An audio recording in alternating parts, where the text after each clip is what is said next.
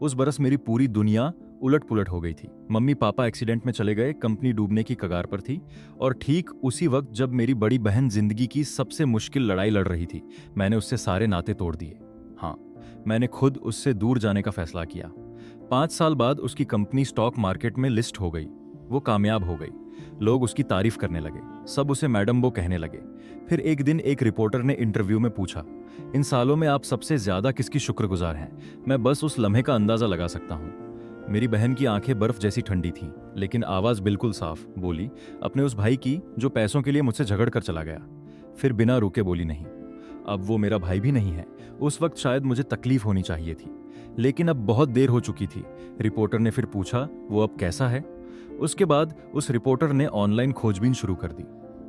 1 करोड़ का इनाम तक रखा गया मुझे ढूंढने के लिए, लेकिन मैं नहीं मिला। उन्हें बस मेरी मरने से पहले लिखी हुई डायरी मिली। जब वो डायरी मेरी बहन को दी गई, वो वहीं जम गई।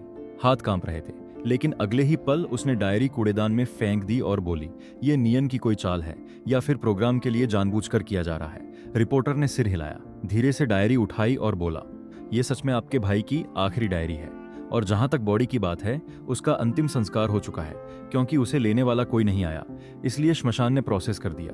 बात पूरी भी नहीं हुई थी कि मेरी बहन गुस्से में खड़ी हो गई। बोली, सोचो मत कि मैं उसे माफ कर दूंगी इन सस्ती चालों की वजह से। जाओ और बोनियन से कह दो, अब मेरा एक नया भाई है, वो मेरे लिए कुछ नहीं है, मर भी जाए तो फर्क नहीं पड़ेगा। रिपोर्टर बेचैनी से उसे देखने लगा। बोला, तो इस डायरी का क्या करें? मेरी बहन वांतांग हल्का सा हंसी। बोली, पढ़ो, देखना चाहती हूं उसने क्या झूठ लिखा है। और फिर मेरी आवाज उस डायरी के जरिए सामने आई, हेलो, आज से मेरा ख्याल रखना, अब शायद बस तुम ही मेरे साथ रहोगे। मैं खुद को याद करता हूँ उस दिन जब मैं घर से भाग रहा था, अपने साथ वो सारे तोहफे लेकर जो मेरे घर वालों ने दिए थे। तभी मेरी बहन ने मुझे पकड़ लिया। सच कहूं तो मैं उससे मिलना नहीं चाहता था, बस चुपचाप निकल जाना चाहता था, लेकिन वो बड़ी परेशान करने वाली है। उसने मेरा हाथ थाम लिया, कहा मत जाओ। बोली, तुम मेरे इकलौते खून हो। उस पल मेरा दिल हिला था, लेकिन फिर भी मैंने सख्त चेहरा बनाकर कहा, कंपनी डूब रही है, फिर भी तुम मुझे वो बाइक मॉडल दिलवा सकती हो जो मुझे पसंद है। तुम पैसे ऐसे उड़ा सकती हो, तुम बिना इस टेंशन के मुझे पाल सकती हो कि हर दिन बचत करनी पड़े। वो और बेचैन हो गई। पूछा, किसके साथ जा रहा हूँ? कहा, बेवकूफ मत बनो। बोली, और मेहनत करेगी, ढेर सारा कमाएगी, मुझे पहले जैसी जिंदगी देगी, जैसे मैं कोई छोटा नवाब हूँ। और मैंने क्या कहा? बोला, मुझे तो ठगा जाना ज्यादा पसंद है, तुम्हें क्या? अगर तुम्हारे पास मुझे पालने की हैसियत होती तो मैं अभी भी तुम्हारा अच्छा भाई होता, घर वापस आ जाता। लेकिन तुम्हारे पास पैसा कब आएगा? मेरी बहन जो इतनी गुरूर वाली थी, मुझे रोकने के लिए घुटनों पर बैठ गई। कितना दयनीय था ना। मैंने मुंह फेर लिया, आंसू पोंछ लिए ताकि वो देख ना सके। फिर बोला, मेरे आने वाले कल में दखल मत दो। और उसी लम्हे सारे रिश्ते काट दिए। लोग मुझे घूरते रहे जब मैं सामान घसीटता हुआ दूर जा रहा था। माफ करना बहना, तुम्हें बहुत चोट लगी होगी ना। डायरी का वो हिस्सा खत्म हुआ। रिपोर्टर ने गहरी सांस ली। अनुम्मीद था कि सीईओ अपने छोटे भाई पर इतना निर्भर थी। कैमरा मेरी बहन की तरफ घूमा। चेहरे पर कोई भाव नहीं, अभी भी बर्फ जैसी ठंडी। बस हल्के से बोली, मुझे बहुत अफसोस है, अफसोस कि मैंने एक नालायक को पाल लिया। डायरी फिर शुरू हुई। मैं फिर आ गया हूँ। आज एक और हॉस्पिटल गया जांच कराने। सच कहूं तो उम्मीद थी कि पिछली रिपोर्ट गलत निकले, ताकि मैं लौटकर अपनी बहन से कह सकूं, मुझे माफ कर दो। बस अगर माफी मांग लूं, वो पहले की तरह मान जाएगी। लेकिन जिंदगी में इतने चमत्कार कहाँ होते हैं। डॉक्टर ने गंभीर चेहरे से देखा। पूछा, तुम्हारे माँ बाप कहाँ हैं? फिर बोला, लिवर कैंसर, आखिरी स्टेज, तुरंत भर्ती होना पड़ेगा। मुझे बीमारी का पूरा मतलब समझ नहीं आया, लेकिन मौत का खौफ रुला गया। मैं सिर्फ 18 का था। डॉक्टर ने हमदर्दी से देखा और भर्ती का बिल दे दिया। मैं भागकर पेमेंट काउंटर गया, लेकिन रकम देखकर चुपचाप हॉस्पिटल से बाहर निकल आया। छोड़ो, मेरी बहन का मेन कार्ड लिंक है मेरे पास, उसमें थोड़ा पैसा बचा है। वैसे भी मैं मरने वाला हूँ, क्यों उसकी मेहनत की कमाई बर्बाद करूं? उसका पैसा बड़ी मुश्किल से आता है। जब से वो ठेकेदार भागा था जिसके साथ मम्मी पापा काम कर रहे थे, प्रोजेक्ट ढह गया। फंडिंग की चेन टूट गई। मम्मी पापा उस भारी बोझ तले हर जगह दौड़ रहे थे। मेरी यादों में वो दिन आज भी साफ है। एक सोशल इवेंट में जाते हुए मम्मी पापा की गाड़ी का एक्सीडेंट हो गया, दोनों वहीं खत्म। उसी पल से कंपनी का सारा बोझ मेरी बहन के कंधों पर आ गया। मैंने अपनी आंखों से देखा था, लोग कर्ज वसूलने आते, घर की हर कीमती चीज उठा ले जाते, और मेरी बहन मुझे पढ़ाई के लिए विदेश भेजने का लाखों का इंतजाम करने की कोशिश कर रही थी। लोगों के सामने घुटनों पर बैठ गई, सिर जमीन पर मारा। आखिर में बैंक ने सब कुछ ले लिया। कर्ज चुकाने के लिए वो हर जगह हाथ फैलाने गई। इतनी शराब पी कि पेट से खून आने लगा। हॉस्पिटल में भर्ती हुई, लेकिन ना इलाज के पैसे थे, ना डॉक्टर को दिखाने का वक्त। थोड़ी ठीक हुई तो फिर निकल पड़ी काम ढूंढने। लोगों के आगे हाथ जोड़कर गिड़गिड़ाती, खुद को छोटा बनाती। लोग कहते थे वो मजबूत है, उसे कुछ नहीं होगा। लेकिन सच में क्या तुम्हें नहीं लगता मेरी बहन थोड़ी बेवकूफ़ है? मैं सच में उसका बोझ बांटना चाहता था। कहना चाहता था कि मुझे विदेश में पढ़ाई नहीं करनी। मैं अब पहले जैसा बिगड़ैल नवाबजादा नहीं हूँ। मुझे कुछ नहीं चाहिए, पार्ट टाइम काम करके उसकी मदद कर सकता हूँ। लेकिन मैंने कभी नहीं सोचा था कि ऐसे नाजुक वक्त में मुझे इतनी महंगी बीमारी लग जाएगी। डायरी। क्या तुम्हें भी लगता है कि मैं बेकार हूं? रिपोर्टर की आंखें भीग गईं। धीरे से बोला, शायद उस वक्त तुम्हारे भाई के जाने के पीछे कोई छुपी वजह थी। इतनी कम उम्र में लिवर कैंसर सच में दुखद है। लेकिन मेरी बहन बस ठंडी हंसी हंसी बोली, क्या शानदार शिकार बनने की एक्टिंग है। रिपोर्टर साहब, इसके जाल में मत फंसिए। नियन बचपन से सबसे अच्छी झूठी रही है। स्कूल ना जाने के लिए मम्मी पापा से कहती थी, टखना मुड़ गया। पूरा घर डर जाता, घेर लेते, हॉस्पिटल ले जाते। हमेशा से अच्छी एक्ट्रेस रही है। डायरी आगे बढ़ी। आज फिर बिना नींद की रात। सोना चाहता हूं, लेकिन दर्द इतना बर्दाश्त से बाहर है कि हर पल बढ़ता जा रहा है। दर्द की गोली बिना काम नहीं चलेगा, लेकिन पैसे नहीं हैं और अभी ज्यादा जरूरी खर्चे हैं। किराया नहीं दिया तो मकान मालिक निकाल देगा। फिर वही करना पड़ेगा जो बचपन में बहन मजाक में कहती थी, गुफा में सोना। पहले जब मार्शल आर्ट्स की किताबें पढ़ता था तो लगता था हीरो का गुफा में रहना कितना ठंडा है। लेकिन बड़ा होकर समझ आया, बिना पैसे के जीना कितना डरावना होता है। कोई चारा नहीं था। मम्मी पापा के दिए तोहफे ऑनलाइन डाल दिए। वही कुछ चीजें थी जो साथ लाया था। लेकिन जब भी कोई खरीदने आता, बहाने बनाकर मना कर देता। अंदर से उन्हें छोड़ना नहीं चाहता था। आखिर दर्द और भूख के आगे हार गया। कार्ड से 500 निकाल लिए। माफ करना बहना, फिर से तुम्हारा पैसा खर्च कर रहा हूं। गरीबी ने मुझे बदल दिया। पुरानी आदतें खुद मर गईं। एक दिन भूख से बेहोश होने वाला था। कूड़ेदान से किसी का फेंका हुआ गंदा बन उठाया और खा लिया। सच कहूं, काफी अच्छा लगा। शायद गरीबी एक बिगड़ैल नवाब की सारी बीमारियां ठीक कर देती है। फिर सुपरमार्केट गया। बन का एक पैकेट खरीदा, एक बोतल पानी, हॉस्पिटल से कुछ दर्द की गोलियां। बाकी पैसे किराए के लिए बचा लिए। फिर टीचर का फोन आया, बोला मार्क्स अच्छे हैं। अचानक क्लास छोड़ना ठीक नहीं। मुझे डर था कहीं वो बहन से बात ना कर ले, इसलिए स्कूल छोड़ने का फैसला किया। लेकिन फिर भी उसने बहन को कॉल कर दिया। थोड़ी देर बाद बहन का फोन आया, आवाज फिर से बर्फ जैसी ठंडी। नियन, मुझे पता है तुम मुझसे कोई ताल्लुक नहीं रखना चाहते। फर्क नहीं पड़ता तुम किस औरत के साथ हो, लेकिन उसके लिए पढ़ाई तक छोड़ देना, क्या ये मम्मी पापा के साथ इंसाफ है? मैं उसकी आवाज सुन रहा था, लेकिन लग रहा था जैसे बरसों बीत गए हों, जैसे आधी उम्र गुजर गई हो। मैंने मुंह ढक लिया ताकि जोर से रो ना पड़ूं, लेकिन आंसू रुक ही नहीं रहे थे। बहना, मैं तुम्हें कितना याद करता हूं। दूसरी तरफ वो बेसब्र हो गई, बोली, अगर ऐसे ही रहे तो सच में तुम्हारी चिंता करना बंद कर दूंगी, और फोन काट दिया। लेकिन मैं बहुत देर तक रोता रहा। डायरी। शायद मैं बहन को ब्लॉक कर दूंगा और कल स्कूल छोड़ने की कार्रवाई पूरी करूंगा। रिपोर्टर्स के बीच माहौल भारी हो गया। सीईओ थोड़ी अकड़ गई, रुककर आंखों के कोने साफ किए और अगला पन्ना पलटा। डायरी। मैंने जगह बदल ली। पुराने हॉस्टल का किराया 50 रुपए रात था, मेरे लिए बहुत महंगा। पूरा दिन भागता रहा, पूरा शहर छाना। आखिर शहर के दक्षिण में एक दूर की बस्ती में एक सराय मिली। सिर्फ 30 रुपए रात। कमरे में 4 बिस्तर थे। सामने वाले बिस्तर पर एक अजीब सा अंकल रहता था। तभी नजर एक लड़की पर पड़ी। उसे अभी अभी देखा था। नीचे वाली मंजिल पर रहती थी। नाम सियांग था। उसने मेरी तरफ देखा, हल्का सा मुस्कुराई और बोली, फिक्र मत करो, अब मैं हूं ना, ख्याल रखूंगी तुम्हारा। वो सच में बहुत अच्छी थी। उस रात दवा लेकर बड़ी शांति से सोया। फिर सपना आया। सपने में मम्मी पापा हम दोनों को, मुझे और बहन को, डिज्नी ले गए थे। उन्हें पता था मुझे आयरन मैन पसंद है। बहन मेरे लिए घंटों लाइन में खड़ी रही। जब नंबर आया, जोर से मेरा नाम पुकारा और मुझे उस एक्टर के सामने धकेल दिया जो आयरन मैन बना था। आखिरकार अपने फेवरेट के साथ फोटो खिंचवा पाया। मैं इतना मुस्कुराया कि आंखें सिकुड़ गईं। मम्मी पापा और बहन थोड़ी दूर खड़े खुशी से देख रहे थे। लेकिन जैसे ही फोटो खत्म हुई और पीछे मुड़ा, सब गायब। साफ आसमान अचानक अंधेरा हो गया। डर लगा। हर जगह ढूंढा, कहीं नहीं मिले। डर के मारे उठ गया। पूरा बदन ठंडे पसीने में भीगा हुआ था। सियांग चिंता से देख रही थी। पूछा, ठीक हो? मैंने सिर हिला दिया। फिर पूछा, यहाँ क्यों रह रहा हूँ? मैंने सब कुछ बता दिया। पता नहीं क्यों उस पर बहुत भरोसा हो गया था। सब सुनने के बाद उसने कुछ नहीं कहा, बस गले लगा लिया। उसका वो गले लगाना बहुत गर्म था। उसने बताया कि वो अनाथ है, छोटी उम्र से दुनिया में अकेली लड़ रही है, हर तरह के लोगों से पाला पड़ा है, अपनी हिफाजत के कई गुर सीखे हैं। फिर बोली, तुम जैसे इंसान का ख्याल तो मुझे रखना ही होगा। उसने पैसे बचाने के कई तरीके सिखाए। सुपरमार्केट जाकर एक्सपायरी के करीब वाला खाना लेना। कुछ दुकानें थोड़ा मुआवजा देती हैं, कुछ नहीं, लेकिन एक्सपायर्ड सामान मुफ्त दे देती हैं। मंडी में जो सब्जियों के पत्ते लोग फेंक देते हैं, उठा लेना। सड़ा हिस्सा हटाकर उबाल लो, पेट भर जाता है। सियांग मुझे पार्ट टाइम काम पर भी ले गई। उस दिन 60 रुपए कमाए। जब वो पैसे हाथ में लिए, पहली बार लगा कि मैं बेकार नहीं हूँ। सोचा, अगर रोज इतना कमा पाऊं तो मरने के बाद भी बहन के लिए थोड़ा पैसा छोड़ सकता हूं। ये सोचकर खुद ही हंस पड़ा। सियांग मुझे ऐसे देख रही थी जैसे पागल हूं। बोली, सिर्फ 60 रुपए कमाकर इतना खुश? माथे पर हाथ रखकर बोली, बेवकूफ, वहां रहते हुए हर रोज उस अजीब अंकल से भी बचकर रहना पड़ता। जल्दी हाथ मुंह धोकर बिस्तर पर जाना पड़ता, क्योंकि रात 10 बजे बत्ती और पानी दोनों बंद हो जाते। लेकिन सच कहूं, उन दिनों में भी काफी खुश था। आज भी याद है, बत्ती बंद होने का वक्त हो गया।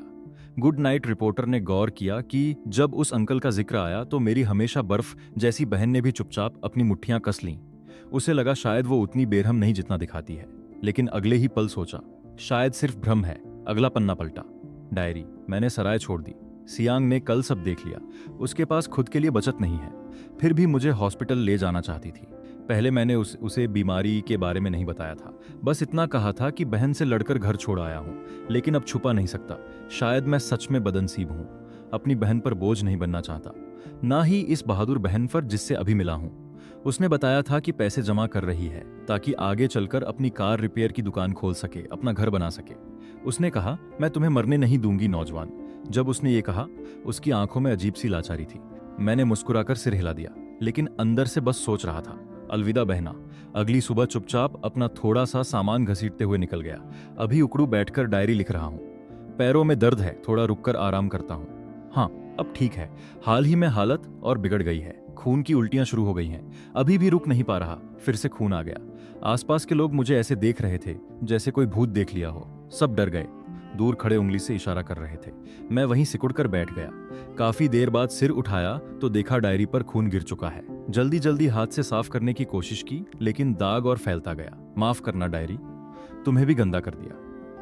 इरादा नहीं था। दर्द इतना था कि संभाल नहीं पाया। जमीन पर बैठा खुद को संभाल ही रहा था कि एक पुराने कपड़ों वाली आंटी पास आई। बिना मेरी नानुकर की परवाह किए मेरे हाथ में कुछ पैसे रख दिए और फौरन चली गई। मैं चुपचाप उसके पीछे गया। देखा वो अपने विकलांग पति के साथ है। पति की गोद में छोटा बच्चा। उसने अपने बाल ठीक किए, बच्चे के गाल पर चूमा, फिर मेहनत से फल बेचने लगी। वहीं खड़ा रहा। बहुत देर तक अंधेरा हो गया। ठंड से आधा बदन सुन, फिर भी बहुत सारे फल बचे थे। आंटी ने हल्की आह भरी। पति ने दिलासा दिया। दोनों सामान समेटने लगे। बच्चे को टोकरी में रखा। मैंने टोपी नीचे खींची। जल्दी से पास गया और जब वो ध्यान नहीं दे रही थी, बच्चे के कपड़ों में पैसे रख दिए। काफी अच्छी एक्टिंग थी। खुद ही भावुक हो गया। लेकिन सच ये था कि मेरे पास खुद पैसे नहीं थे, इसलिए पैसे कमाने के लिए कहानियां लिखना शुरू कर दिया। तभी अचानक रिपोर्ट के दौरान मेरी बहन की आवाज आई, रिपोर्टर साहब, आगे पढ़ने की जरूरत नहीं। मैं यहाँ बैठकर वक्त बर्बाद कर रही हूँ। वो मरने का नाटक कर रही है और सामने आने की हिम्मत नहीं है तो मैं उसे मरा हुआ ही मान लेती हूँ। वैसे भी फर्क नहीं पड़ता। इतना कहकर उठी और बिना पीछे देखे चली गई। इंटरव्यू अचानक खत्म हो गया, लेकिन ये एपिसोड वायरल हो गया। लोगों ने पता लगाया कि 5 साल पहले जब उसने मुझसे रिश्ता तोड़ा, वो मानसिक इलाज के लिए जाती थी। सबने अंदाजा लगाया कि मम्मी पापा की मौत और मेरे जाने से वो गहरे अवसाद में चली गई थी। बाद में कंपनी कामयाब होने पर उसने एक नया छोटा भाई गोद ले लिया। मेरी डायरी इंटरनेट पर बहस का मुद्दा बन गई। कुछ लोग मुझे कोस रहे थे, कह रहे थे ध्यान खींचने के लिए मौत का ड्रामा कर रहा है, पैसों के लिए बहन को छोड़ा, अकेला छोड़ दिया तबाही से लड़ने के लिए। अब जब वो कामयाब है तो हमदर्दी बटोरने के लिए डायरी लिख रहा है, कुछ कह रहे थे। अब उसकी जिंदगी में नया भाई है। उसके 18वें जन्मदिन पर पूरा मनोरंजन पार्क बुक करवाया। सीमित संस्करण की स्पोर्ट्स कार तोहफे में दी। हाथों पर रखकर पाल रही है। लेकिन कुछ मानते थे कि शायद कोई छुपी कहानी है। डायरी बहुत असली लग रही थी, जज्बात सच्चे थे। क्या ऐसा इंसान लालची हो सकता है? बहस जो भी हो, लोग जानना चाहते थे कि मैंने आगे क्या लिखा। लोकप्रियता के चलते सबकी उत्सुकता बढ़ गई। टीवी के रिपोर्टर ने फिर से बहन से संपर्क किया, पूछा कि क्या डायरी छापने की इजाजत देगी। पता नहीं उसे सच में फर्क नहीं पड़ता था या यकीन ही नहीं हो रहा था। उसकी सहायिका ने कहा कि डायरी पहले ही टीवी वालों को दे दी गई है, छापनी है या फाड़नी है कोई एतराज नहीं। ये भी कहा उसका बस एक भाई है, वायु। कुछ लोग खुश हो गए कि वो मुझे पूरी तरह नजरअंदाज कर रही है। जल्द ही टीवी पर लाइव कार्यक्रम शुरू हुआ। नियन की मौत से पहले की डायरी। रिपोर्टर स्क्रीन पर आई, चेहरे पर भारी भाव। बोली, आप सबकी तरह मैंने भी पहले नहीं पढ़ी। आज इजाजत मिलने के बाद लाइव शेयर करूंगी, उम्मीद है समझेंगे। कुछ सेकंड में हजारों लोग जुड़ गए, 1 मिनट में लाखों पार। सब इंतजार कर रहे थे। उधर वो परिवार में सहायिका लिनी अपनी मालकिन को उलझे भावों से देख रही थी। काफी हिचकिचाने के बाद बोली, मैडम कार्यक्रम शुरू होने वाला है। मेरी बहन ने आंख तक नहीं उठाई, बस बोली, कहा ना मुझे उसके बारे में कुछ नहीं जानना। रिपोर्टर ने गहरी सांस ली और डायरी खोल दी। डायरी, आज छोटा सा कुत्ता मिला। अपने पास नहीं रखना चाहता था, लेकिन वो अपनी जख्मी टांग घसीटता हुआ मेरे पीछे आता रहा, कराहता हुआ। मुझे लगा शायद इसकी देखभाल नहीं कर पाऊंगा। पहले आगे बढ़ने का फैसला किया, लेकिन 2 कदम चलकर रुक गया, पीछे मुड़कर देख लिया। जैसे ही उस छोटे पीले पिल्ले को उठाया, उसकी आंखें चमक उठी। मेरी हथेली चाटने लगा बिना रुके। मैंने आह भरी लगता है समझ गया कि मैं दिल का नरम हूं। नाम रखा चांग, मतलब लंबी उम्र। चाहता था ये खुशनसीब हो, लंबी जिंदगी जिए, मेरी तरह छोटी और अधूरी नहीं। पालतू अस्पताल ले गया, सिर्फ जांच की फीस ने जेब खाली कर दी। डॉक्टर ने कहा ऑपरेशन के लिए 2000 लगेंगे, नहीं हुआ तो मर जाएगा। चांग को बाहों में देखा और धीरे से पूछा, क्या कुछ दिन बाद ला सकता हूं? अभी पैसे नहीं है। साफ मना कर दिया, देर नहीं हो सकती, ज्यादा से ज्यादा कल तक। चांग को गोद में लेकर बाहर आया, सड़क के कोने में बैठ गया, उससे बात करने लगा। तुम कितने बेवकूफ हो, इतने अमीर लोग हैं, उनके पास क्यों नहीं गए? मेरे पास क्यों आए, जो खुद मरने वाला है? और ऊपर से इतना बेकार हूं, तुम्हारे लिए 2000 कहां से लाऊं? लेकिन वो कुछ नहीं समझ रहा था, बस खुशी से पूछ हिला रहा था, जैसे उसे अपना घर मिल गया हो। उसे देखकर आंखें फिर भर आईं। मजबूरी में एटीएम गया 2000 निकालने के लिए। आखिरी बार बहना, ये आखिरी दफा तुम्हारा पैसा खर्च कर रहा हूं। लेकिन कभी नहीं सोचा था कि उसने मेरा दूसरा कार्ड पहले ही बंद कर दिया होगा। खुद को समझाया, मैंने ही कहा था रिश्ता खत्म। उसे मुझे पैसे देने की जरूरत नहीं, उससे बात नहीं करना चाहता था, लेकिन चांग के लिए कोई राह नहीं थी। ब्लैक लिस्ट से निकाला, कॉल किया, फोन बहुत देर तक बजता रहा, लगा उठाएगी नहीं, लेकिन आखिर उठा लिया। आवाज ठंडी तो अफसोस हो रहा है। खुद ब्लॉक किया, अब खुद कॉल कर रहे हो। तुमने ही कहा था ना रिश्ता खत्म, या पैसे खत्म हो गए? हर बात ने शब्द गले में रोक दिए। फोन काटना चाहता था, लेकिन बाहों में चांग याद दिला रहा था। बस धीरे से बोला, मुझे 2000 चाहिए। कुछ पल खामोशी, फिर बोली, इतने वक्त बाद कॉल किया, पूछा तक नहीं कि मैं ठीक हूं, खा रहा हूं, सो रहा हूं, बस पैसे चाहिए, है ना? मैंने होंठ जोर से काट लिए, खून का स्वाद गले में भर गया, निगल लिया। फिर बोली, पैसे चाहिए, ठीक है, सब दे दूंगी, खुश हो अब? मुझे तुमसे कोई उम्मीद नहीं रखनी चाहिए थी, तुम्हारे पास दिल ही नहीं है। आज से भाई बहन का रिश्ता खत्म। और फोन काट दिया। खुद को रोक नहीं पाया, जमीन पर बैठ गया। चांग को कसकर पकड़ लिया, खून की उल्टी होने लगी, बहुत सारा खून। अंधेरी जमीन पर दिख भी नहीं रहा था। चांग डर गया, लगातार सिसक रहा था, मेरे गाल चाट रहा था। धीरे से सहलाया, दर्द है, लेकिन अब सुन्न हो गया हूं, शायद दिल का दर्द ज्यादा है। जब बचे हुए पैसे वापस भेजने की कोशिश की, पता चला बहन ने मुझे ब्लॉक कर दिया है। चांग को पकड़कर बहुत रोया। अब समझ आ गया, वो सच में मुझे नहीं चाहती। पहले मैं चाहता था कि वो मुझे भूल जाए, रिश्ता तोड़ दे, लेकिन जब सच में तोड़ दिया, ये दर्द सांस लेने नहीं दे रहा। उधर लोग सुन रहे थे, कुछ कह रहे थे बहुत जालिम है, चाहे झूठी हो, कहानी बहुत दिल तोड़ने वाली है। कुछ की आंखें भीग गईं। जल्दी आगे बढ़ो, चांग का क्या हुआ? कुछ अब भी कह रहे थे, हमदर्दी बटोर रहा है। लेकिन अब उनकी आवाज भीड़ में खो गई। ज्यादातर लोग बस चांग की सलामती के बारे में सोच रहे थे। दबाव में रिपोर्टर ने खुद को संभाला और अगला पन्ना खोला। डायरी, काफी अरसे बाद लिख रहा हूं। अच्छी खबर यह है कि चांग का ऑपरेशन हो गया, अब ठीक है, बस बहुत चिपकू हो गया है। जहां भी जाता हूं पीछे पीछे, सोते वक्त भी पैरों के पास सिमट कर सोता है। बुरी खबर यह कि मेरी बीमारी और बढ़ गई है। पता नहीं कितने दिन और बचे हैं, शायद 1 महीने से भी कम। अब जब दवाई की दुकान से दर्द की गोलियां थोक में खरीदता हूं, लोग शक से देखते हैं, समझते हैं नशेड़ी हूं। किस्मत से रिपोर्ट साथ है, थोड़ी मिन्नत के बाद मान जाते हैं, लेकिन गोलियों का असर भी धीरे धीरे कम होता जा रहा है। सोने के लिए अब ज्यादा लेनी पड़ती है। कल पर्चे बांट रहा था, अचानक सड़क पर बेहोश हो गया। चांग बहुत डर गया, लगातार चेहरा चाट रहा था, भौंक रहा था। आखिर किसी नेक इंसान को बुला लिया, जिसने मुझे हॉस्पिटल पहुंचाया। वहां फिर पैसे गए, दर्द के साथ हिसाब लगाया, ना सिर्फ दिहाड़ी नहीं मिली, ऊपर से और पैसे गए। डॉक्टर ने साफ कहा, तुरंत भर्ती होना पड़ेगा, परिवार को बताना होगा, अगर ऐसे ही रहे तो शायद जल्दी। बात पूरी नहीं की, लेकिन समझ गया क्या कहना चाहता है। टालम टोल की बातें कहीं और हॉस्पिटल से भाग आया।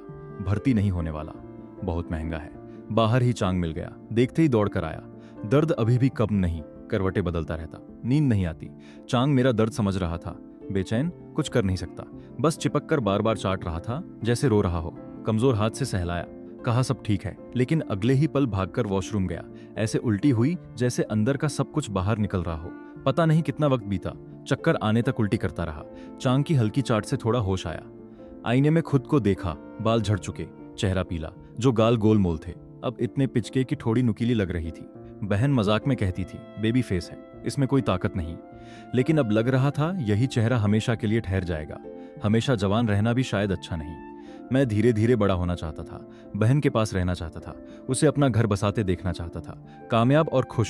चेहरा धोया, खुद को संभाला, कम से कम एक फायदा तो है, बहन मुझे ऐसे नहीं देख सकती, वरना डर जाती। दर्द की गोली लेकर किसी तरह सोया। आधी रात बुखार आ गया। डायरी। बहुत दर्द हो रहा है, सच में बहन को बहुत बहुत याद कर रहा हूँ, उसे फिर से देखना चाहता हूँ, बस दूर से ही सही। क्या ये चाहत ज्यादा है?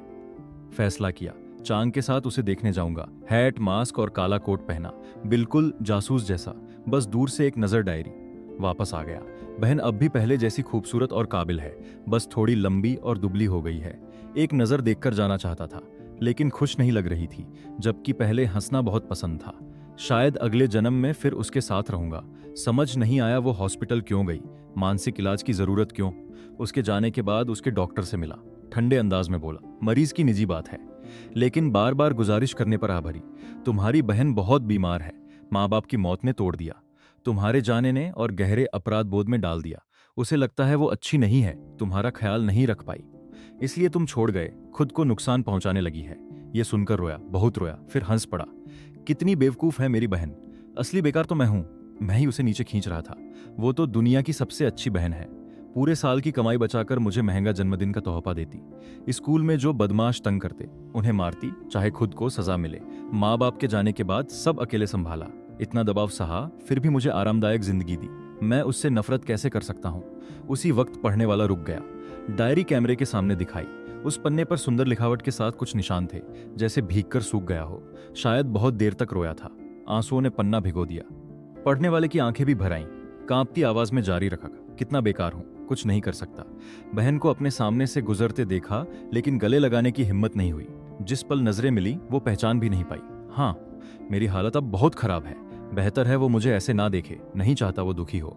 और फिर डायरी, मैंने एक फैसला किया है, इतने दर्द में रेंग रेंग कर मरने से बेहतर है कि खुद अपनी जिंदगी खत्म कर दूं। क्या सही कर रहा हूं? बीमारी की वजह से बहुत उलझा हुआ हूं। अक्सर तुमसे और चांग से बातें करता हूं, जैसे तुम जवाब दोगे।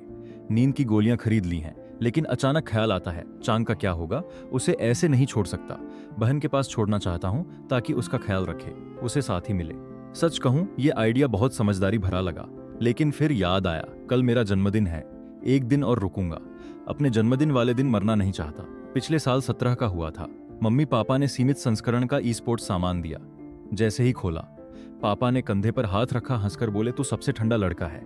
बहन ने एक मैकेनिकल घड़ी दी थी, डायल चमक रहा था, काफी कीमती, लेकिन अब वो सब तोहफे गिरवी रख चुके हैं। मेरे पास बस वो चीजें बची हैं जिनके बारे में मैंने पहले नहीं बताया। हमेशा साथ रखता हूँ, जब खाने के पैसे नहीं होते तब भी बेचने की हिम्मत नहीं हुई। सोते वक्त उस भूरे टेडी बियर को गले लगाता हूँ, जो माँ ने 8 साल की उम्र में दिया था, जैसे मम्मी पापा और बहन को ही गले लगा रहा हूँ। उन्होंने कहा था 18वें जन्मदिन पर बड़ी पार्टी देंगे अपने छोटे नवाब के लिए, लेकिन अब मेरे साथ कौन है? शायद सिर्फ चांग गले लगाया। वही एक गर्माहट बची थी। चांग ने जैसे मेरे जज्बात समझ लिए।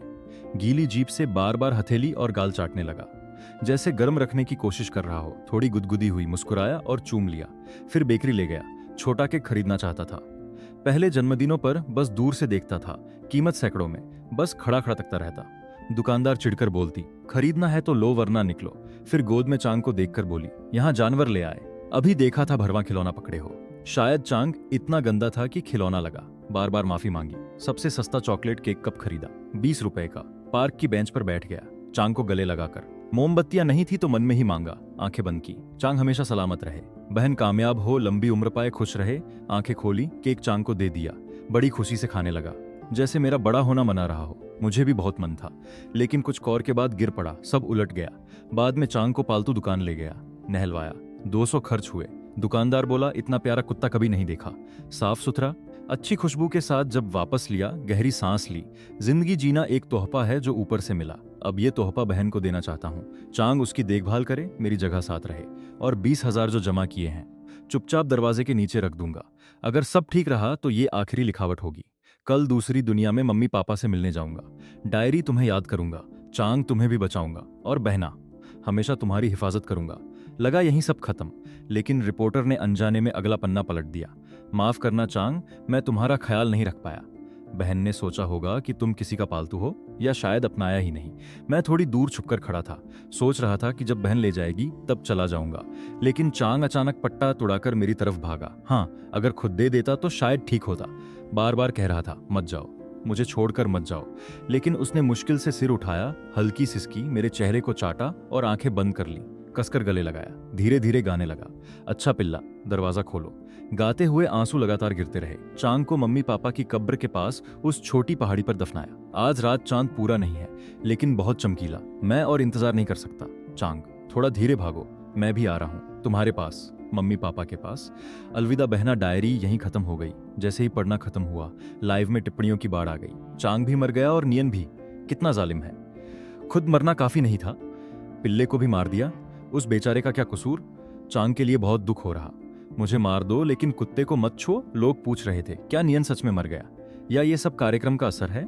किसी ने जवाब दिया, पुलिस रिकॉर्ड और तहकीकात के मुताबिक नियन की मौत 5 साल पहले हो चुकी है।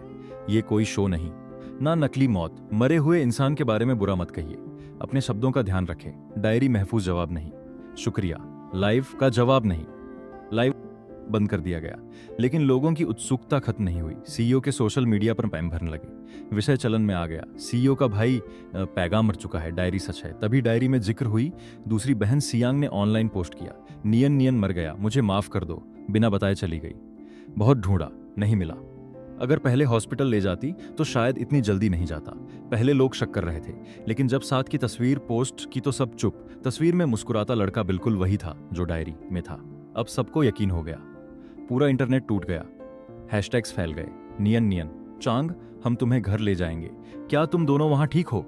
बात इतनी बढ़ गई कि आखिरकार मैडम बो की सहायिका तक पहुंच गई।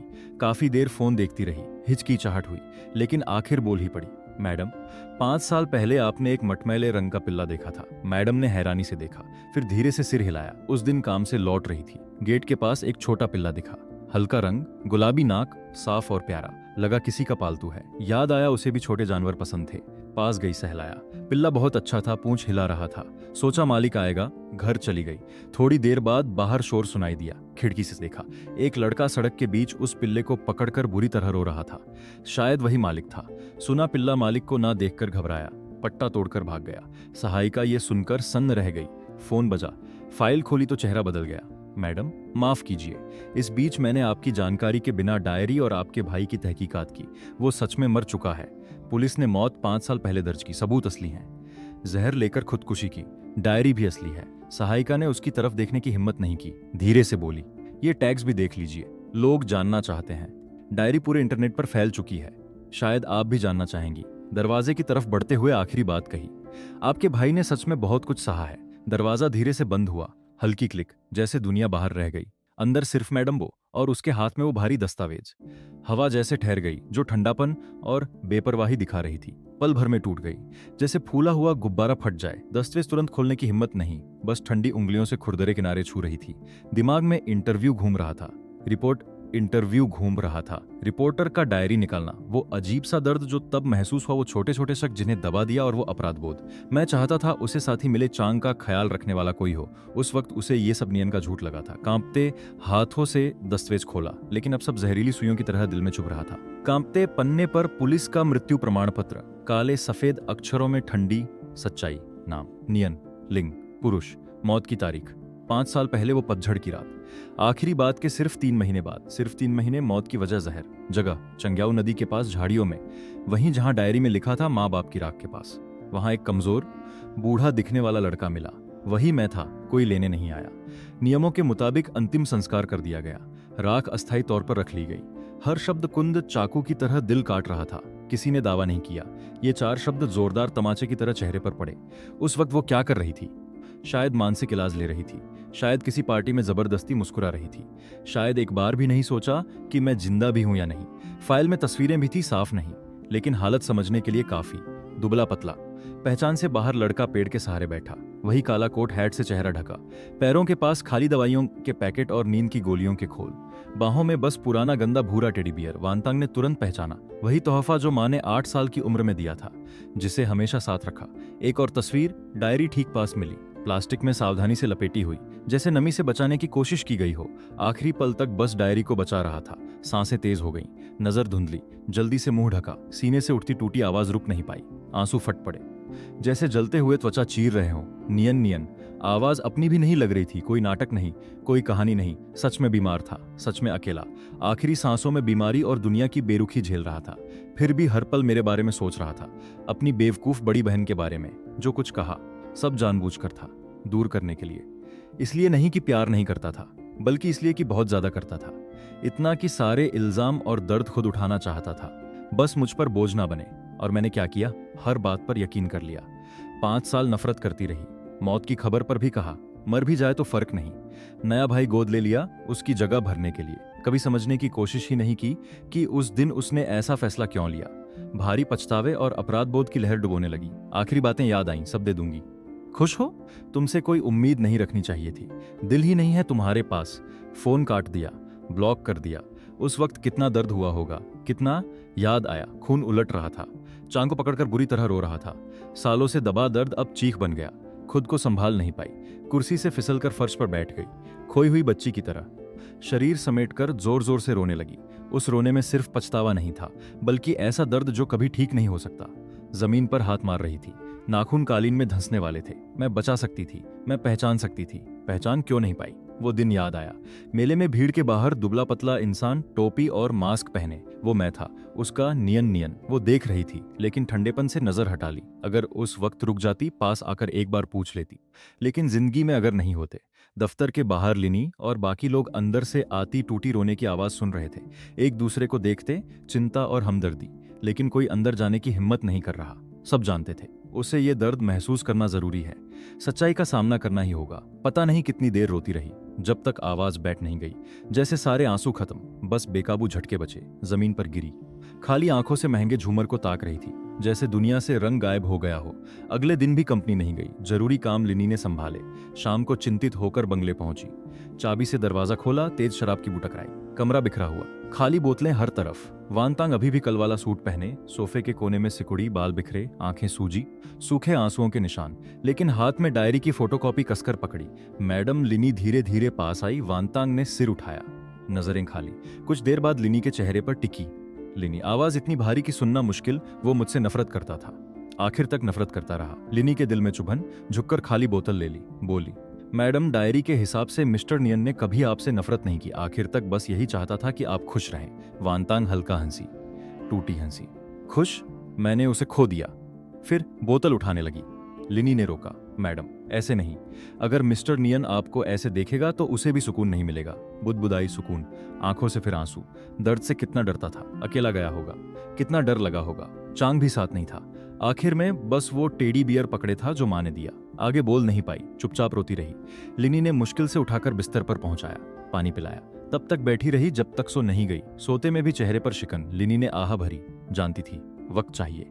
लेकिन कंपनी और सेहत का क्या? अगले दिनों में वानतांग बिल्कुल बदल गई। दफ्तर जाना बंद, काम नहीं, पूरे दिन बंगले में बंद, शराब से खुद को सुन्न करने की कोशिश। लेकिन उस धुंधलेपन में अपराध बोध और गहरा, यादें और साफ होने लगती। बचपन में मैं हर जगह पीछे पीछे बहना बहना पुकारता, फिर बागी किशोर, और आखिर में वो दुबला लड़का जो रात में पिल्ले की लाश पकड़कर रो रहा था। व्यू, गोद लिया भाई। वीडियो कॉल पर दिखता, चेहरा थोड़ा मेरे जैसा बनवाया गया था, जैसे बदल ढूंढ रही हो। लेकिन अचानक अजीब सी घिन और अपराध बोध जागा। मैं क्या कर रही हूँ? बदल ढूंढ रही हूँ? ये व्यू के साथ भी गलत है और मेरे लिए भी अपमान। चिल्ला पड़ी। व्यू डर गया। कुछ दिनों बाद उसे अच्छे बोर्डिंग स्कूल में भेज दिया, बड़ा ट्रस्ट फंड दिया ताकि बेफिक्र जिए। ईमेल में एक लाइन, माफ करना, मैं अच्छी बहन नहीं हूं, अपनी जिंदगी खुद जियो। उस बदल से भी रिश्ता तोड़ दिया, जैसे इससे बोझ हल्का हो जाएगा। कंपनी गिरती गई, शेयरधारक शिकायत करने लगे। मीडिया में खबरें, मैडम वो मानसिक रूप से टूट गई हैं। सहायिका सब संभालने की कोशिश कर रही थी, लेकिन वानतांग को इस दर्द से बाहर नहीं निकाल पा रही थी। और फिर एक रात सब बदल गया। वानतांग फिर से फर्श पर गिरी हुई, आधी नींद आधी जाग। लगा जैसे मुझे देखा, सामने खड़ा था, साफ सफेद शर्ट में, वैसे ही मुस्कुरा रहा था जैसे पहले, गर्मजोशी भरा। पैरों के पास चांग पूछ हिलाता खड़ा। बहना, धीरे से कहा, खुद को मत सताओ। कांपते हाथ बढ़ाए, कुछ महसूस नहीं हुआ। आंसू तुरंत भराए, माफ करना, माफ करना। आवाज टूट रही थी। तभी मेरी आवाज आई, तुम गलत हो। मैंने कभी दोष नहीं दिया। उस ख्याली चित्र की मुस्कान अब भी उतनी ही गर्म। मुझे बहुत खुशी है, तुम पर फख्र है कि तुम इतनी मजबूत और शानदार हो गई हो। बहना, मेरी तरफ से भी जीना अच्छे से, खुश रहना, ठीक है? यही मेरी सबसे बड़ी ख्वाहिश है। खुद को रोक नहीं पाई। नियन नियन, आवाज टूट गई। वादा करती हूँ बहना, वादा करती हूँ। तभी वो शक्ल धुंधली होने लगी, आवाज दूर जाती गई। वादा करती हूँ। घबराकर चिल्लाई। झटके से उठ बैठी। कमरा खाली, सिर्फ खिड़की से चांदनी, कोई निशान नहीं, फिर भी सपना इतना असली। आवाज अब भी कानों में गूंज रही थी। भारी उदासी फिर से घेरने लगी, लेकिन इस बार उस उदासी के बीच कहीं हल्की सी मगर मजबूत ताकत भी थी। हाँ, नियन नियन। आखिर तक यही चाहता था कि मैं खुश रहूं। अगर मुझे ऐसे टूटते देखेगा तो कितना दुखी होगा। अब और निराश नहीं कर सकती, ना ही उसकी कुर्बानी बेकार जाने दे सकती। अगली सुबह जब लिनी बंगले पहुंची, चौंक गई। वांतांग पहले ही उठ चुकी, नहा चुकी, साफ कपड़े, चेहरा अभी पीला और कमजोर, लेकिन आंखों में बेबसी नहीं, एक अजीब सी स्पष्टता और कठोर दृढ़ता। आवाज भारी लेकिन शांत। लिनी, सबसे अच्छे निजी डॉक्टर से संपर्क करो, पूरी जांच करानी है, और बोर्ड को बताओ आज दोपहर वीडियो मीटिंग होगी। लिनी हैरान। मैडम, वांतांग ने रोक दिया। खिड़की से आती धूप देखते हुए बोली, मैं ठीक हूं, या यूं कहो, ठीक होना ही होगा, नियन नियन के लिए। और फिर खुद को दोबारा खड़ा करना शुरू किया, एक अजीब जिद्दी ताकत के साथ। इलाज शुरू किया, शराब छोड़ी, जबरदस्ती खाना और सोना सीखा, जिंदगी को फिर से पटरी पर लाई। वापस कंपनी गई, पहले से भी ज्यादा सख्त और तेज होकर। गिरती हालत जल्दी संभाल ली, लेकिन जो लोग पहले से जानते थे उन्हें लगा कि वो गर्मजोशी जो कभी अंदर थी अब गायब हो चुकी है। अब वो मशीन जैसी हो गई, ठंडी, सटीक, बिना रुके चलने वाली, जैसे अंदर के खालीपन को बस काम से भर रही हो। लेकिन काम के बाहर उसने एक और काम शुरू किया, खामोश तलाश। मेरी जिंदगी के हर निशान को ढूंढना चाहती थी, उन आखिरी महीनों के हर पल को समझना चाहती थी जब वो मेरे साथ नहीं थी। सबसे पहले सियांग को ढूंढा, वही लड़की जिसने ऑनलाइन पोस्ट किया था। एक शांत कैफे में दोनों मिली। सियांग ने उलझी नजर से देखा, हमदर्दी भी, इल्जाम भी, और थकी हुई कबूलियत भी। मैडम, आखिरकार आ ही गई। हल किया। मैंने आपको ढूंढने की कोशिश की थी, आपकी सहायिका ने रोक दिया। लगा आपको सच में नियन नियन की परवाह नहीं। वांतांग की आवाज भारी, हल्का कंपन। परवाह है, बस अंधी थी, बेवकूफ थी। प्लीज सब बताइए नियन नियन के बारे में, सब कुछ। सियांग ने चेहरा देखा, बाहर से मजबूत, लेकिन आंखों में गहरा दर्द। दिल पिघल गया, बताना शुरू किया। उस गंदी टूटी फूटी सराय से लेकर मेरे अंदर की उस जिद्दी साफ दिल वाली फितरत तक। कैसे खून खांस रहा था फिर भी हॉस्पिटल जाने से इनकार। कैसे आखिर बताया कि आखिरी दौर में हूं। कैसे उसने अपनी सारी जमा पूंजी निकालकर डॉक्टर के पास ले जाने की कोशिश की। सियांग की आंखें लाल हो गईं। वो बहुत नेक थी, इतनी की दर्द होता था। हमेशा कहती थी कि मेरा बोझ नहीं बनेगी, कहती थी कि मेरे लिए पैसे कमाना आसान नहीं, अपनी दुकान के लिए बचाना चाहिए। जब गई तो बस कुछ कपड़े और वो पुराना टेडी बियर लेकर। बहुत ढूंढा, हर जगह, हॉस्पिटल, पार्क, पुल के नीचे। शहर बहुत बड़ा है, नहीं मिली। अगर उस दिन थोड़ी और चौकस होती, जबरदस्ती हॉस्पिटल ले जाती। वांतांग चुपचाप सुनती रही, नाखून हथेली में गहरे धंस चुके। दर्द महसूस करना बंद कर दिया। समझ आ रहा था, जब मैं नफरत कर रही थी, उसी वक्त एक अजनबी सियांग मुझे थोड़ी गर्माहट और हिफाजत दे रही थी। ढूंढने की कोशिश भी, और मैं अपनी ही बहन, बस दूर होती गई। गहरी सांस ली, गंभीर आवाज में बोली, शुक्रिया सियांग, उस वक्त उसकी मदद करने के लिए। क्या मैं तुम्हारे लिए कुछ कर सकती हूँ? जो भी चाहिए। बेझिझक सियांग ने सिर हिलाया, कुछ नहीं चाहिए। ये सब इसलिए पोस्ट किया ताकि लोग सच जाने। नियन नियन अच्छी थी, गलत नहीं समझा जाना चाहिए। अगर सच में कुछ करना चाहती हैं तो अच्छे से जिए, उसकी मौत बेकार मत जाने दीजिए। ये शब्द बिल्कुल वही थे जो मैंने सपने में कहे थे, सीधे दिल पर लगे। कैफे से निकलकर वांतांग उन सुरागों के पीछे गई जो सियांग ने दिए। उस बस्ती में पहुंची, लेकिन अब कुछ नहीं बचा था, सब ढह चुका। नई इमारतें खड़ी, उस भीड़ भरे चौराहे पर खड़ी सोच रही थी कि मैं वहां कैसे जिंदा रहा, कैसे उस लापरवाह दुनिया में बचता रहा, कैसे मुट्ठी भर पैसों से खुश हो जाता था। सीने में दर्द उठा। फिर उन जगहों पर गई जो डायरी में लिखी थी, सुपरमार्केट, सब्जी मंडी, यहाँ तक कि जानवरों का क्लिनिक भी। वहां का मैनेजर वही था। फोन से मेरी 17 साल की तस्वीर दिखाई, बेफिक्र हंसता हुआ। मैनेजर ने देर तक देखा, सिर हिलाया। रोज इतने जानवर आते हैं, याद नहीं। हार नहीं मानी। चांग का हुलिया बताया, छोटा मिला जुला नस्ल का कुत्ता, एक टांग में लंगड़ापन। मैनेजर ने सोचा, कुछ कुछ याद है, पक्का नहीं। अपने संपर्क इस्तेमाल किए, उस पुलिस वाले को ढूंढ निकाला जिसने मेरे केस की जांच की। बूढ़ा अफसर, सेवानिवृत्ति के करीब, लेकिन वो केस साफ याद उस छोटे जंगल में ले गया, चंग्याऊ नदी के पास, जहां मैं मिला था। बड़े पेड़ की तरफ इशारा किया, आह भरी। वो लड़का यही था, बड़ा शांत, जैसे सो रहा हो। काफी जांच की, कोई हत्या का सबूत नहीं। डायरी पढ़ी, साफ था खुदकुशी। पास में ज्यादा कुछ नहीं, बस टेडी बियर, डायरी और थोड़े पैसे। नियमों के तहत अखबार में नोटिस दिया, रिश्तेदार ढूंढने के लिए। कोई नहीं आया, रुक गया, आगे नहीं बोला। वांतांग उस पेड़ के नीचे खड़ी। शुरुआती गर्मी की हवा पत्तों से टकराकर सरसरा रही थी, धूप पत्तों से छनकर जमीन पर। सब शांत, बस पानी बहने की आवाज। यहाँ जिंदगी खत्म की क्योंकि मम्मी पापा के पास थी ये जगह। सोच रही थी, आखिरी पल में क्या सोच रहा था? शायद वो दिन जब पिकनिक पर जाते थे, झुकी पेड़ की खुरदरी छाल छूते हुए, जैसे आखिरी गर्माहट महसूस करने की कोशिश। आंसू चुपचाप गिरते, मिट्टी में मिलते। नियन नियन मैं आ गई, माफ करना, देर हो गई। आवाज हवा में टूट गई। फिर उस जगह गई जहां मम्मी पापा की कब्र थी। वहीं पास एक छोटी मिट्टी की ढेरी। डायरी में जिक्र था, यहीं चांग दफन है। ढलान पर घास उगी, छोटे जंगली फूल खिले। ध्यान से आसपास की घास साफ की।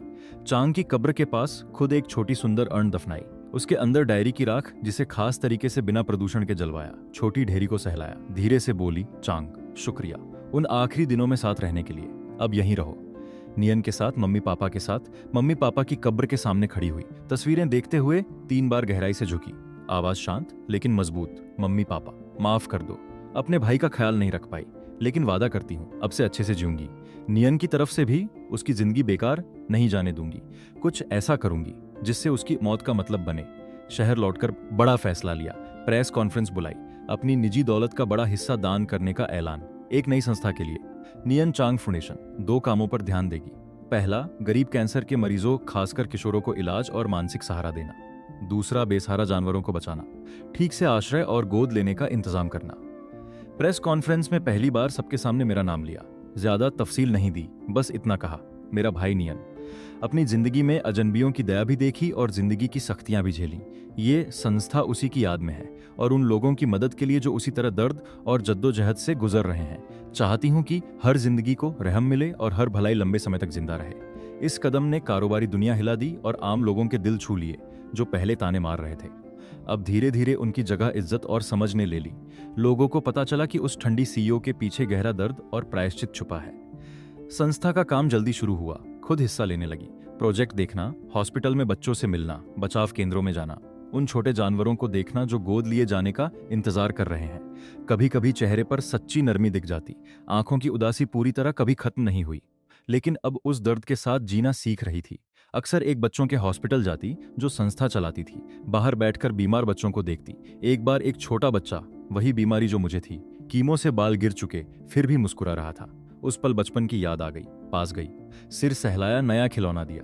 बच्चे की खुशी भरी मुस्कान ने ठंडे दिल में हल्की गर्माहट भर दी। सियांग की भी मदद करना चाहिए, पैसे लगाकर दुकान खोलने में, लेकिन सियांग ने फिर मना कर दिया। मैडम, आपकी नेकी की कदर करती हूँ, लेकिन अपने हाथों से कमाना चाहती हूँ। अब संस्था में स्वयंसेवक भी हूँ, बेसहारा जानवरों को बचाती हूँ, अच्छा लगता है। शायद नियन यही चाहता था कि हम अपने अपने तरीके से अच्छा जिएं। इंसिस्ट नहीं किया, उसकी पसंद का सम्मान किया। दिल से शुक्रगुजार थी कि मेरी आखिरी जिंदगी में ऐसा सच्चा साथी मिला। सियांग खिड़की के बाहर देखते हुए बोली, वो कहती थी, सोया सॉस के साथ सादा बन भी दावत जैसा लगता है। आवाज शांत, असल में पता था बहुत भूखी होती थी, कोई चारा नहीं था, लेकिन जब ये कहती आंखें चमकती जैसे सच में कोई शाही खाना खा रही हो। चुपचाप सुनती रही, नाखून हथेली में गड़ा लिए ताकि रो ना पड़े। ये छोटी छोटी बातें डायरी के शब्दों से भी ज्यादा काटती थी। अब सब समझ चुकी थी। सर्दियों में ठंडे पानी के साथ सूखे बन खाना, दर्द में बिस्तर के पास कांपना, शिकायत नहीं। चांग की गीली जीभ से आंसू पोंछना, उस जगह का पता भी लिया जहां पहले रहता था। बस्ती अब खत्म, बड़ी इमारतें, फिर भी अक्सर वहां ड्राइव करके जाती। सड़क किनारे गाड़ी खड़ी करती, कुछ नहीं करती, बस इमारतों को देखती। सोचती कि मैं कैसे बीमारी के साथ हर दिन जूझता था। कंपनी अच्छे से संभाल रही थी, लेकिन पहले वाली जान लगाने वाली ऊर्जा गायब। बाहर वाले कहते, भाई की घटना के बाद बदल गई है, अधिकार बांट दिए, खुद सब कंट्रोल करने की कोशिश नहीं। लोग कहते समझदार हो गई, चैरिटी में लगी है, लेकिन सिर्फ लिनी जानती थी कि अंदर अब भी सुकून नहीं। कमरे में डायरी की कॉपी रखी, किनारे घिस चुके, पास में ढेर लिवर कैंसर के इलाज, दर्द निवारण, मानसिक हस्तक्षेप के कागजात, जैसे लंबी तहकीकात कर रही हो। मकसद शायद उस बीते को बार बार बदलने की कोशिश जो बदला नहीं जा सकता। वक्त तेजी से गुजरा, 3 साल बीत गए उस लाइफ के बाद जिसने पूरे मुल्क को हिला दिया। संस्था ने हजारों परिवारों की मदद की, कई सम्मान मिले, लेकिन एक बरसाती शाम फोन बजा सेनेटोरियम से, व्यू का कॉल, गोद लिया भाई, विदेश में। आवाज हिचकिचाती, बहना, मैं तुम्हारे विदेश वाले घर में पुरानी चीजें सहेज रहा था। एक एल्बम मिला, बहुत छुपा हुआ, उसमें नियन के बचपन की तस्वीरें हैं और कुछ डायरी के पन्ने जो तुमने अपनी किशोरी में लिखे, कभी किसी को नहीं दिखाए। मैंने पढ़े, कुछ बातें पता चली, शायद तुम भी भूल चुकी हो, मम्मी पापा की मौत से पहले और बाद की, कुछ धुंधली, जैसे जानबूझकर छुपाई गई हो। हाथ हल्का कांपा, बारिश की बूंदें शीशे पर, दिल में बेचैनी। व्यू से कहा, सब वापस भेज दो। कुछ दिनों बाद पार्सल आ गया, एल्बम के साथ पीले पड़े कागज, किशोर वांतांग की लिखावट, जल्दी जल्दी, जज्बात साफ। वो रात याद आई, मम्मी पापा के एक्सीडेंट से एक दिन पहले बड़ा झगड़ा, कंपनी का बड़ा फैसला। पापा खतरा उठाना चाहते थे, माँ साथ दे रही थी। उस वक्त की वांतांग ने जबरदस्त विरोध किया, गुस्से में बोली, ऐसा करेंगे तो सब तबाह हो जाएगा। डायरी में पापा की जिद पर नाराजगी लिखी थी, आने वाले कल का डर भी, और आखिरी लाइन, अगर कभी ये परिवार टूटा तो वजह वही होंगे। ये शब्द जो वक्त के साथ दब गए थे, अचानक जंग लगी चाबी बनकर यादों का बंद दरवाजा खोल गए। कुर्सी पर गिर गई ठंडे पसीने में, और तब सब याद आ गया। जिस दिन एक्सीडेंट हुआ वो उसी झगड़े की वजह से था। विदा करने भी नहीं गई, सालों तक अंदर का दुख और अपराध बोध इतना भारी था कि इस याद को खुद से छुपा लिया। बस याद था कि मम्मी पापा कितना प्यार करते थे और खुद कितनी लाचार थी। अब समझ आया, जब नियन बीमारी का दर्द झेल रहा था, मैं भी अपने अंदर एक और अपराध बोध लेकर जी रही थी, माँ बाप की मौत का। हमेशा सोचती थी कि नियन का जाना मेरी नाकामी की सजा है, लेकिन अब लगा शायद उस दिन बोले कड़वे बोलों का भी नतीजा था, एक तरह की सजाया।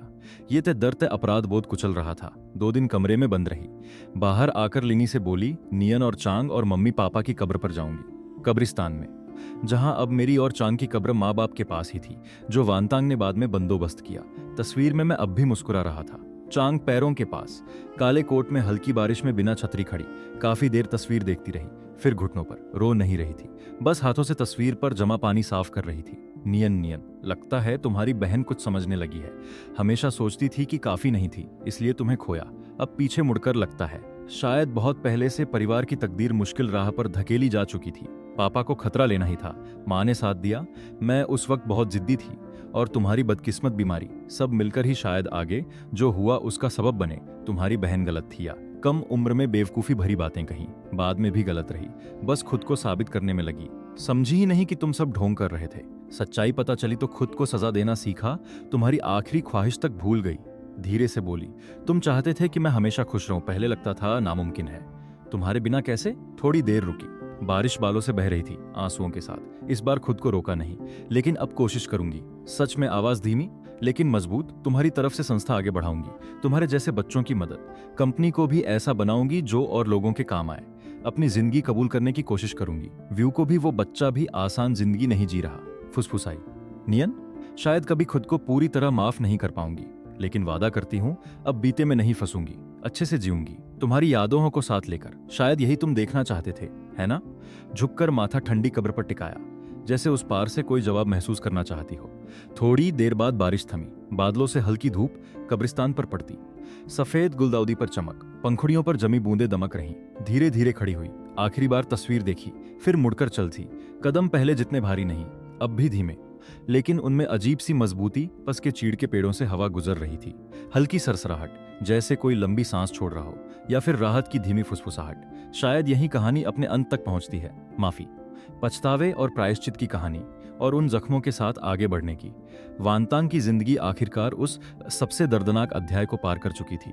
नया अध्याय शुरू हो रहा था, जिसमें अब भी गहरा दर्द था, लेकिन साथ साथ एक हल्की सी शांति भी धीरे धीरे जगह बना रही थी। जिंदगी की लय बदल गई, अब भी व्यस्त, लेकिन पहले जैसी खुद को सजा देने वाली बेचैनी नहीं।